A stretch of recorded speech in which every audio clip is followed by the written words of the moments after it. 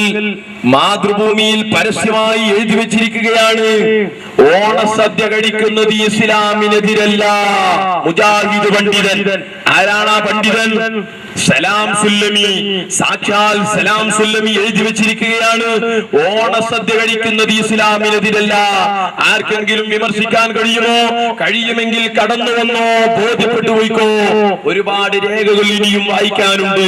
ഞാൻ ചോദിക്കട്ടെ, ബഹുമാനപ്പെട്ട അഷ്റഫുൽ ഖൽഖ് റസൂലുള്ളാഹി സ്വല്ലല്ലാഹു അലൈഹി വസല്ലം തങ്ങൾ മുസ്ലിം സമുദായത്തിന്റെ നേതാവാണ്.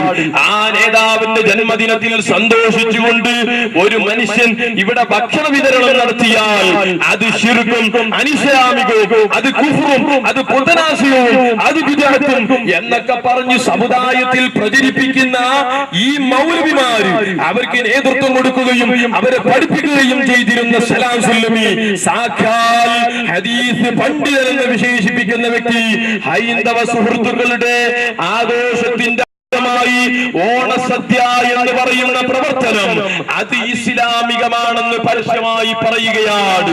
ഞാൻ പറയട്ടെ, അനാവശ്യ പ്രവർത്തനങ്ങൾ അനേകായിരം ചെയ്തു കൂട്ടിയിട്ട് എത്രത്തോളം അറിയുമോ, ഇസ്ലാമിൽ നിന്ന് പുറത്തു പോകുന്ന പ്രവർത്തനങ്ങൾ വരെ അവർ ചെയ്തിട്ടുണ്ട്.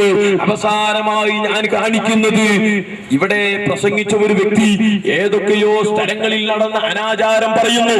ഞാൻ പറയട്ടെ, സാധാരണ നമ്മുടെ പണ്ഡിതന്മാർ ചെയ്യുന്നത് എന്താണ്? ഒരു റാലി നടത്തുകയാണെങ്കിൽ നബിദിനത്തിന്റെ ഭാഗമായി, ആ സന്തോഷ പ്രകടനത്തിന്റെ ഭാഗമായി ഒരു ചെറിയ പ്രകടനം നടത്തുകയാണെങ്കിൽ പരമാവധി അവര് റോഡ് ബ്ലോക്ക് ആവാതെ നിയന്ത്രിക്കുകയാണ്. അത്രയും സൈഡിലൂടെയാണ് കൊണ്ടുപോകുന്നത്. പക്ഷേ അതിലും കടുത്ത തെറ്റ് ചെയ്യുകയാണ് ഈ മൗലവിമാരുടെ പ്രകടനത്തിലൂടെ. ഇനി അതാണ് നിങ്ങൾ കാണാൻ പോകുന്നത്.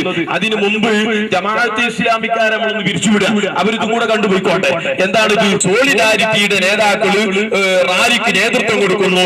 അതിന്റെ ഇടയിൽ ഒരാൾ പെട്ടിട്ടുണ്ട്. അയാൾ നിങ്ങൾ ശരിക്കും ശ്രദ്ധിക്കണം.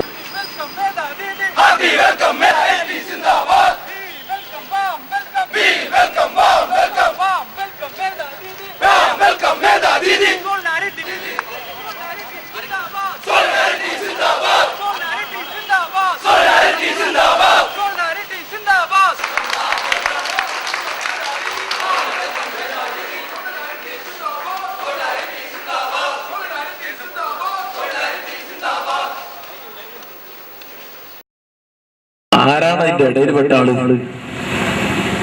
പരിസ്ഥിതി പ്രവർത്തക മേധാ പടുക്കർ എന്ന് പറയുന്ന പെണ്ണിനെ വെച്ചുകൊണ്ടാണ് ജമാഅത്തെ ഇസ്ലാമിക്കാര് പ്രകടനം നടത്തുന്നത്.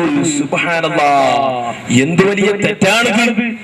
എന്ത് വലിയ തെറ്റാണാ ചെയ്യുന്നത്! അന്യസ്ത്രീയെ വെച്ചുകൊണ്ട് പ്രകടനം നടത്തുകയാണ്.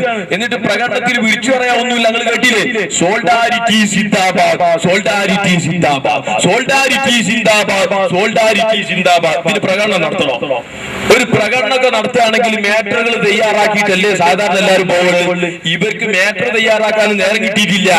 അപ്പെണ്ണ് അതിനിടയിൽ പെട്ടത് തന്നെ ഏറ്റവും വലിയ സിന്ദാബാദ്. അത് തന്നെ പോലെ പിന്നെ ഇപ്പൊ വേറെ ഒന്ന് വിളിച്ചു പറയണ്ടല്ലോ. ഇതാണ് ഇപ്പൊ ജമാഅത്തെ ഇസ്ലാമിക്കാരുടെ തിയറി.